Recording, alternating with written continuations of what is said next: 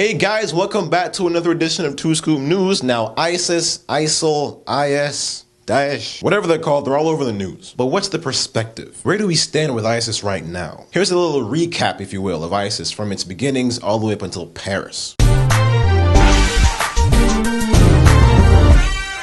It has been more than a year since the coalition airstrikes began in Iraq and Syria. So now, where do we stand in the fight against ISIS? The first airstrikes against ISIS began August 8, 2014, several weeks before the beheadings of American journalists James Foley and Steven Sotloff. The U.S. Defense Department says since then, more than 8,000 airstrikes have hit Iraq and Syria. Almost two-thirds of those have been launched by the United States at a cost of nearly $5 billion. Targets include oil refineries, pipelines, buildings, armored vehicles, tanks, and fighting positions.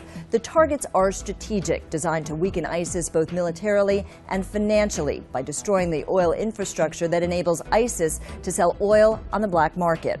There are now 65 coalition partners, but not all of them are engaged in combat. Only 9, including the United States, are actually involved in airstrikes against ISIS. At the start of the bombing campaign, the CIA said there were as many as 30,000 ISIS fighters. The CIA has yet to update those numbers. ISIS considers itself a state and is setting up governments in captured cities like Raqqa in Syria and Ramadi and Mosul in Iraq.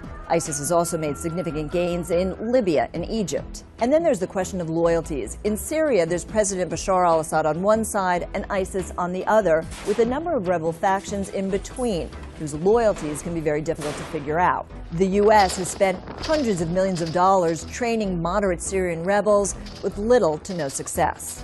Drone strikes have killed several high-value ISIS leaders in the region, including Hafiz Saeed, the ISIS leader in Afghanistan and Pakistan, and Mohammed Emwazi, also known as Jihadi John, who was killed in November. But now ISIS is entering a dangerous new phase in response to coalition advances, launching external operations in which European nationals train and fight alongside ISIS fighters to carry out attacks like the one in Paris. And now they're threatening more. ISIS has also claimed responsibility for taking down a Russian passenger plane in Egypt in October, an attack it says was in retaliation for Russian airstrikes in Syria. Those airstrikes are not being launched in coordination with the United States because the two nations disagree on whether Bashar al-Assad should stay in power. Yet another sign of just how complicated this fight is and how ISIS is growing amidst the chaos.